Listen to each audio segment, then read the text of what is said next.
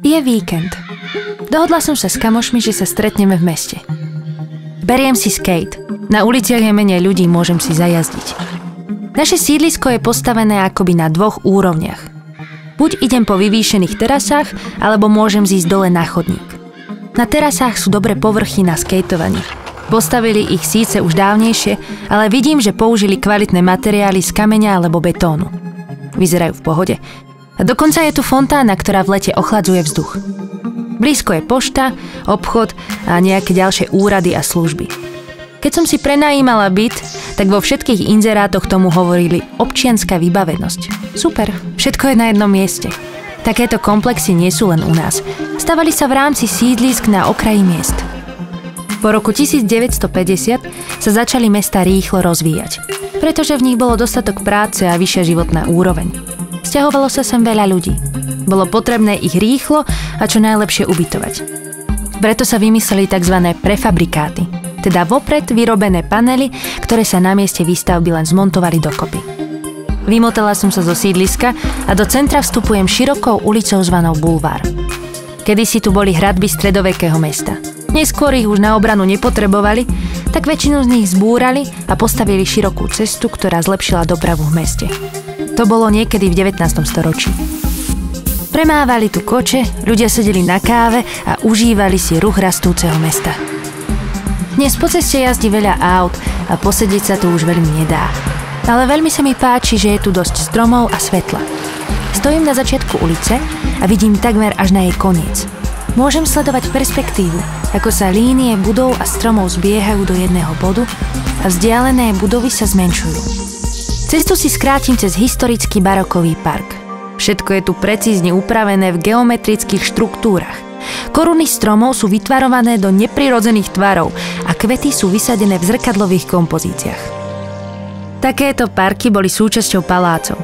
Čím bohatší a divnejší park, tým bohatší majiteľ.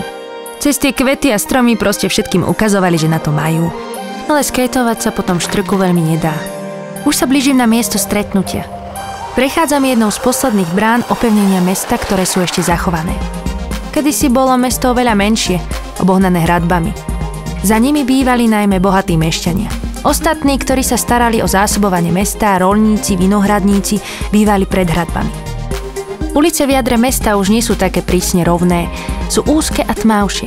A vôbec sa na nich nedá skejtovať, pretože tu ostala stará dlažba, takzvané mačacie hlavy. Ulice sa zbiehajú do námestia, ktoré bolo srdcom mesta, kde je dodnes zachovaná budova radnice, kostol a ďalšie mestské budovy, ktoré dnes už zmenili účel. Námestie kedysi slúžilo hlavne ako trhovisko.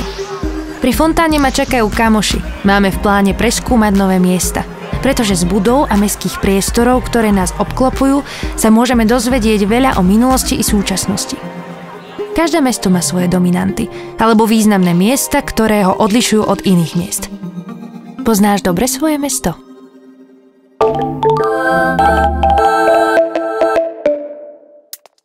Ako nakresliť perspektívu? Budeme potrebovať nožnice, pravítko, ceruska, fixka, orezávač, farebný tvrdší papier, výkresy A4, lepidlo. Ukážeme si, ako nakresliť jednoúbežníkovú perspektívu. Vytvoríme si vrstvy a zložíme ich do objektu, ktorý vytvára zdanie priestoru. Najprv si nakreslíme 2 uhlopriečky z rohov papiera. Vznikne nám stred papiera v perspektíve nazývaný úbežník. Je to bod, do ktorého sa zbiehajú všetky čiary, šírky budovy. Narysujeme si vodorovnú čiaru so spodným okrajom, ktorá prechádza cez úbežník. Vznikne nám vodorovná stredová čiara nazývaná horizont. Miesto, ktoré oddeľuje zem od oblohy a závisí od našej výšky očí. Ďalšia stredová čiara, kolmaná úbežník, je pomocná pri rysovaní. Do pripravovanej siete nakreslíme prvú budovu. Najprv narysujeme zvislé čiary budov. Začneme od hornej uhlopriečky smerom dole k spodnej. Šírku narysujeme bližšie k úbežníku rovnobežne s prednou hranou budovy.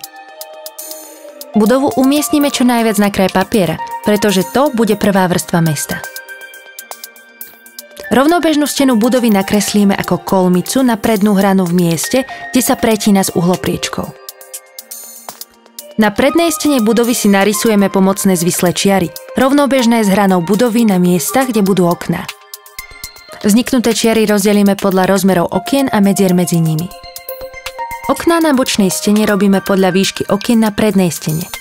Čiaru šírky okna nasmerujeme do úbežníka. Nakreslíme šírku okna ako kolmicu na hranu budovy.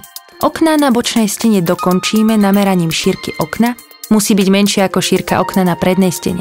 Okná podporujú dojem perspektívy. Takto si pripravíme 4 vrstvy nášho perspektívneho objektu. Každá ďalšia vrstva je kreslená bližšie k úbežníku. Kresby obťahneme fixou alebo vyfarbíme. Na prvých 3 vrstvách označíme okraje, vytvoríme rámik. Pozadie prvých 3 kresieb vystrihneme. Čím je kresba viac vzadu, tým zaberá plocha zeme viac miesta a vystrihnutá plocha sa zmenšuje. Zoberieme si tvrdší farebný papier a pozahýbame ho do harmoniky.